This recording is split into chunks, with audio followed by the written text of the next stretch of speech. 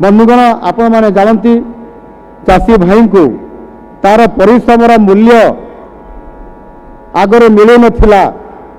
अनेक समय प्राकृतिक विपर्यय कारण केतेबेले नकली बिहन तो केतेबेले धानर अभावी बिक्री तो आउ केतेबेले आपनकर रोग पोक खाइजिबा एवं आपनकर केतेबेले मध्य वर्षा ठीक समय रे नहबा कारण अनियमितता हवा कारण चाषी सबुबले क्षति सहापी से प्रकार एक समस्या सम्मुखीन होता है। से आम सरकार आसला आमे ताकू गुरुत्व देलु। गत सरकार कही आपण पाखरे चाषी दाबी को जितेबले से शुणिले से टिके हालुका भाव कथा को नहीं जहाँ फल चाषी को प्रति क्विंटाल रे 100 टंका बोनस देवाई गत सरकार विजु जनता दल सरकार नवीन पट्टनायक सरकार घोषणा करथिले किंतु से घोषणा रहीगला। आपंकर बरगढ़ सहला ठारे कहितबा माननीय मुख्यमंत्री तत्कालीन से घोषणा को जो पर क्विंटाल रे 100 टंका देबे बोली कहिथिले ताहा से देई पारिले नहीं। अर्थात सर्वनिम्न सहायक मूल्य केंद्र सरकार सहित 100 टंका जोड़ी 100 टंका अधिक आम चाषी माने प्रति क्विंटाल रे पाई पारि थांते। दुर्भाग्यर विषय ताहा गत सरकार चाषींकर कथा शुणिले नहीं, चाषींकर गुहारी शुणिले नहीं, चाषींकर समस्या शुणिले नहीं एवं ताहार परिणाम कौन ताहा मध्य आपण माने जणाई देइछंती एवं भोगिबा पाई मध्य आपण सुजोग दे देइछंती। आउ सेथि पई आपण माने सरकार को परिवर्तन करिदेले एवं नुआ सरकार आसिला परे आम सरकार जहाँ घोषणा करथिले जे आमे चाषी को इनपुट असिस्टेंट हिसाब रे 100 टंका नुह 800 टंका पर क्विंटाल रे चाषी को प्रदान करिवो। आउ आज ताहा प्रदान करी आज प्रमाणित करी सारी छंती। आउ सेथि पई तो आज चाषी चाष करिवार संख्या बढ़ी, आज धान संग्रह बढ़ी।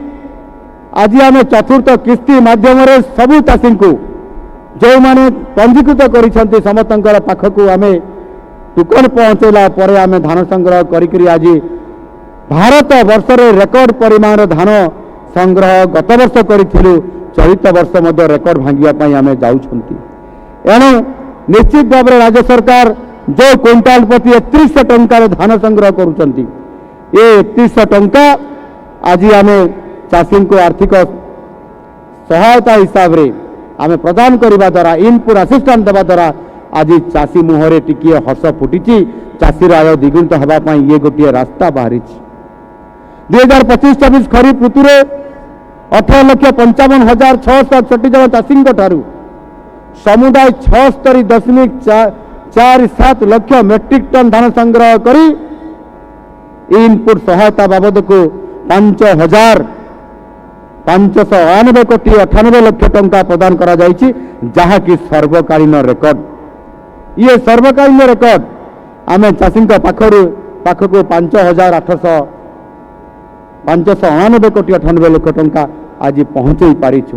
चाषी को साहाय्य करि पारिछु यथा समय से ताहार संपादन करबा पई। आनंदर कथा होउछि गत खरीफ ऋतु रे आमे रेकर्ड परिमाण जो 76,47 लाख मेट्रिक टन धान चाषी भाई आमे संग्रह करि पारिलु।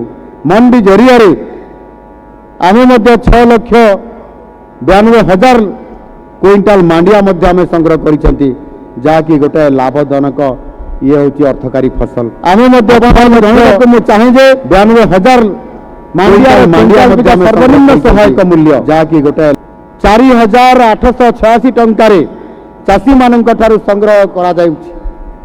यह आम सरकार चाषी भाई मानकर प्रति दायित्वबद्धता को ही प्रमाण करुछि। आउ सेथिपाई आज आमे मांडिया को प्राथमिकता ये मध्य आमे दउछंती। चाषी मानकर उन्नति और सहायता पाई केंद्र राज्य सरकार सहभागिता रे योजना आज संपूर्ण भाव में ये कार्यकारी करा जाउछि।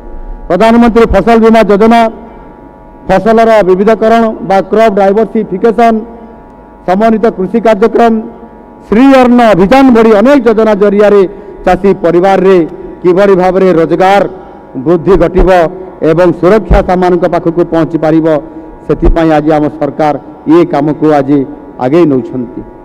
ओडिशार पारंपरिक मांडिया बा मिलेट्स ये मिलेट्स को विश्व दरबार रे पहुँचापी आम श्री अन्न अभियान को आहरी जोरदार करुछु। मिलेट हेउची आमर अमृत अन्न, ये हूँ आमर अमृत अन्न। यार चाष पाई चाषी को प्रोत्साहन दि जाउछि एवं विभिन्न खाद्य योजना रे मध्य यह को अंतर्भुक्त करा जाइछि। आपन जेतेबेले जोठी स्टॉल देखिबे, आज जेतेबेले आपन जोठी गोटिए मेला देखिबे ताले देखिबे सेठी निश्चित भाव रे बिस्कुट हो किबा कौन प्रकार खाद्य हो किबा से मंडा पिठा हो विभिन्न प्रकार खाद्य मिलेट्स माध्यम रे ये मांडिया माध्यम रे प्रस्तुत होइतिबा अति पुष्टिकर खाद्य हिसाब रे आज केवल आज ये साधारण आदिवासी परिवार रे खाद्य सीमित नहीं। आज ये 5 स्टार होटेल को जाइछि। गतकाल मु नियारी जाइछि एई कटकर नियारी रे जेतेबेले प्रोग्राम हेइथिला सेठी मध्य मते 5 स्टार होटेल रो जो खाद्य सेठू मगा जाइथिला आमर नियारी रा माननीय विधायक डीपीसी चेयरमैन आम ये अच्छा बोधे छवि बाबू, ये छवि बाबू को मीटिंग रे मध्य सी मांडिया आमको बिस्कुट मांडियार विभिन्न खाद्य से प्रस्तुत करके देइथिले। एणु निश्चित भाव में कहवाई चाहिए जे ये आज गरीब लोकंकर खाद्य नुह, ये केवल आज साधारण आदिवासी परिवार खाद्य नुह, ये 3 स्टार होटेल 5 स्टार होटेल पर्यंत लोकंकर खाद्य हिसाब रे श्री अन्न अभियान माध्यम जो मांडिया बा मिलेट को आज विश्व दरबार पहुँचापी आम सरकार जो नेतृत्व नहीं आज ओडिशा एक भारत वर्ष रे अग्रणी राज्य हिसाब रे मान्यता ये पाई सारी। बंधुगण कृषि क्षेत्र में प्रशंसन अग्रगति आज आम करते आम आग को आहरी प्रगति करार अच्छी किंतु आगे आमको बड़ चैलेंज अच्छी बड़ आह्वान अच्छी आम सम्मुखें से अनेक समय जो जलवायु परिवर्तन होची अनियमित पाणीपाग जलभाव मूर्तिका क्षय आम कृषि पाई विपद संभावना ये सृष्टि करुछि। तेणु आमको विकल्प उपाय ग्रहण करने को पड़ो आ मूर्तिका स्वास्थ्यर उन्नति फसल विविधीकरण जल संरक्षण एवं कृषि क्षेत्र में कार्बन फुटप्रिंट ह्रास करने यह अत्यंत जरूरी आज दिन में मन हो। जैविक चाष कृषि नवीकरण मांडिया चाष डाली जातीय तैलबीज उपरे जो क्रॉप डाइवर्सिफिकेशन उपर आम सरकार आज गुरुत्व दौरान मु समस्त राज्यर चाषी भाई मान को विनम्र अनुरोध करी निवेदन करी आम समस्ते क्रॉप डाइवर्सिफिकेशन अर्थात आम डाली जातीय चाष को प्राधान्य देवा, तैलबीज उपरे आम प्राधान्य देवा, मांडिया चाष उपर आम प्राधान्य देवा एवं जैविक चाष उपर आम प्राधान्य जदि दे पारिबा ताहले आमे अधिक लाभ पाइबा सहित आमे मध्य अधिक दिन पर्यंत आमर माटी को आमे सुस्थ रखि पारिबा। जोइथिपाई कि बेले बेले चाषी लगातार चाष किछि दिन कला परे बेले बेले से चाष जमी को पड़िया पकई रखे ता कारण होछि तार चाष जमी आउ सुस्थ नहीं, असुस्थ हो पड़ी। जदि लगातार आमे चाष करिबा ताहले से जमी रे आउ भल फल फड़िबो नहीं, भल शस्य उत्पादन हेबो नहीं। सेथिपाई चाषी चालाकी करी गोटे वर्ष 2 वर्ष गैप दिए पुणी आउ थे चाष करे।